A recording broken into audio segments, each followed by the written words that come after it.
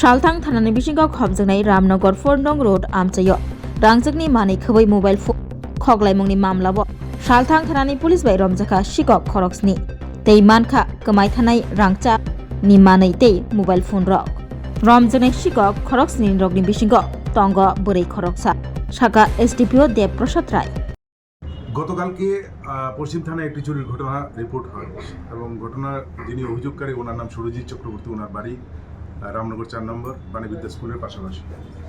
তো গত কিছুদিন যাবৎ আমরা একটা জিনিস লক্ষ্য করছি, একটা চোরের একটা গ্যাং নতুন করে কিছু এলাকাতে চুরি সংগঠিত করার চেষ্টা করছে এবং গত পরশুদিন মানে 3 তারিখে ওনার বাড়িতে সুরজিৎ চক্রবর্তীর বাড়িতে উনি একটা নিমন্ত্রণ বা একজনের বাড়িতে উনি নিমন্ত্রণ খাওয়ার জন্য গিয়েছিলেন, তখন 6:30 নাগাদ।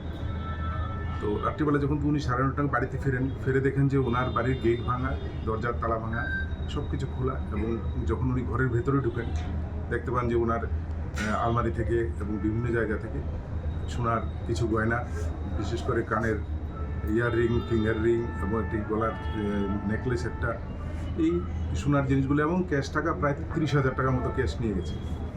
তো উনি সঙ্গে সঙ্গে ঘটনাটি আমাদের পশ্চিম থানায় রিপোর্ট করেন এবং একটি সুনির্দিষ্ট একটি অভিযোগ করেন।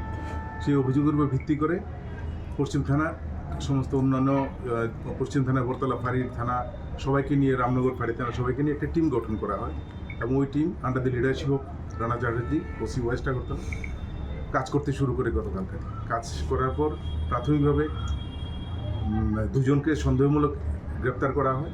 ওদের কাছ থেকে বাকি আরও 4-5 জনের বিভিন্ন নাম পাওয়া যায় এবং যদিও তাদের কোনো মানে সঠিক ঠিকানা বলতে কিছু ঠিকানা তো আছেই, কিন্তু ওই ঠিকানা অনুযায়ী ওদেরকে পাওয়া যায়নি। বিভিন্ন জায়গা থেকে ওদেরকে অ্যারেস্ট করতে হয় এবং পরবর্তী সময় এই যে জিনিসগুলি আপনারা দেখছেন, হাতের রিং, গলার চেইন এবং হাতের একটা চুড়ি, এগুলি ওদের কাছ থেকে উদ্ধার করা হয়।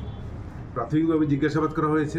জিজ্ঞাসাবাদে আমরা যতটুকু বুঝতে পেরেছি এরা বিভিন্ন চুরি ঘটনার সাথে জড়িত আছে এবং এটা একটা মানে পরিকল্পিতভাবে এবং নিজেরা তৈরি করা একটি গ্যাং।